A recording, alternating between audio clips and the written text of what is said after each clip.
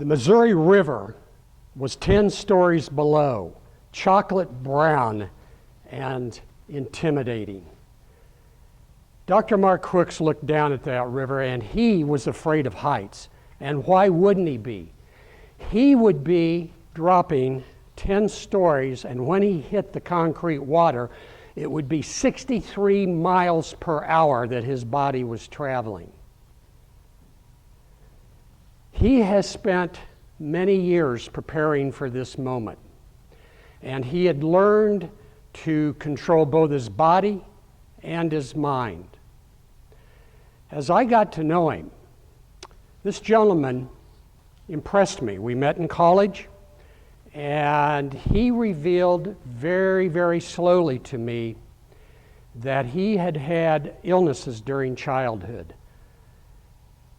So much so that it focused his life. What he ended up doing was becoming one of the fittest people you can imagine for most of his adult life. He became a fierce competitor in college, both in track and football.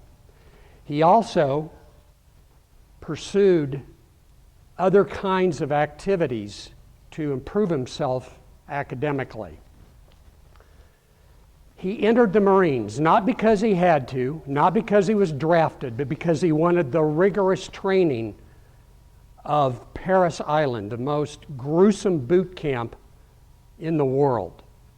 And he did that to get in better shape.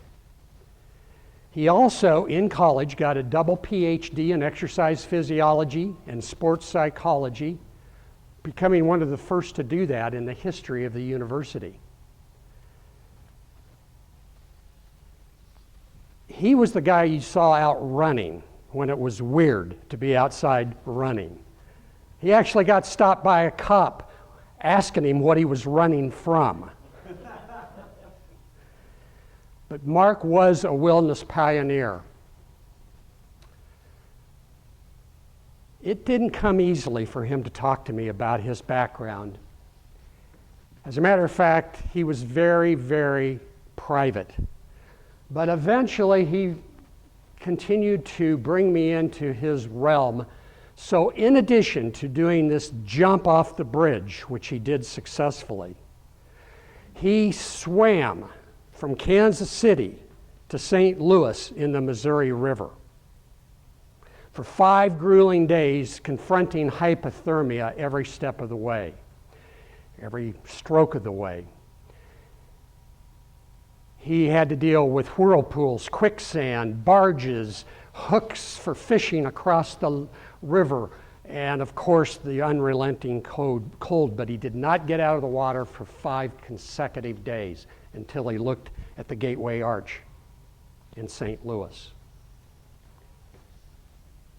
And then he decided that he would try to break the underwater world record for scuba diving continuously without servicing. And he did that for 4 consecutive days without coming out of the water, dealing with all kinds of problems unique to that, such as sensory deprivation and sleep deprivation and so forth.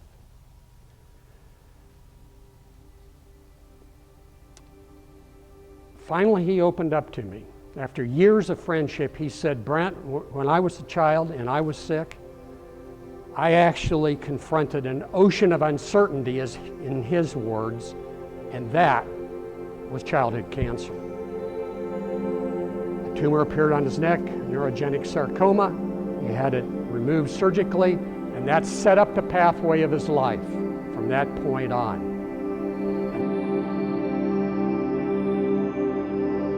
It was the call of childhood cancer. He faced weakness. He faced feeling debilitated. He faced all the teasing that comes to kids that are different. And he pursued his life course from that moment on, never again being out of shape for the rest of his life.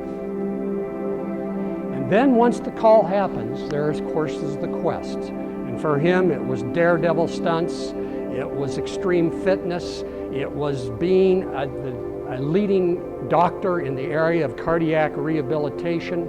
It was pursuing wellness in every possible way. but there are always obstacles. There are always unexpected problems that come up. And he confronted them one at a time. He had to figure the logistics of how to get permission from the police to jump off a bridge in Kansas City. He had to figure out how to deal with sensory deprivation, so he called on the #1 expert in the country to deal with that. He learned about affirmations, which helped him maintain his calmness. He dealt with his fears one at a time, whether it was height or water or death. And then he also got help from people in his journey. And the help included people like me who supported him. It included our own Dr. Vicentin, who actually adjusted him chiropractically when he was dealing with extreme back pain on one visit that he had here in Denver. He found people, but then he achieved the bigger prize, because as I mentioned, he lived for 57 years. And not until the last 3 weeks of his life did he finally let go of the reins. So this is storytelling. And there's a structure to it. And this is the substance of what I'd like to share with you today. Stories are broken into 2 parts. One, story events. And a story event is the meaningful change in a character experienced in terms of a value achieved through conflict. So when you tell your stories, is the protagonist changing through conflict, through the story events that you share? And are there values involved? Do values change because of their story? Human experience is shifting from negative to positive or positive to negative, such as hate versus love. In Mark's case, fear versus courage. That is the storytelling secret, and I often don't hear it.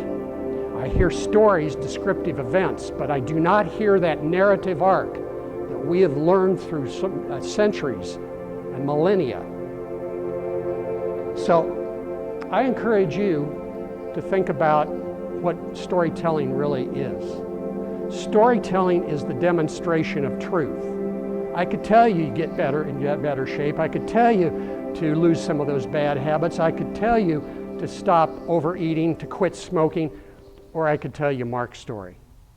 And by telling you Mark's story, I change you.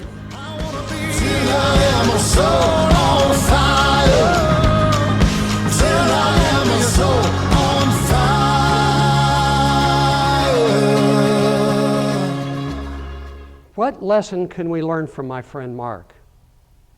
Very simply. What is it you are most afraid of?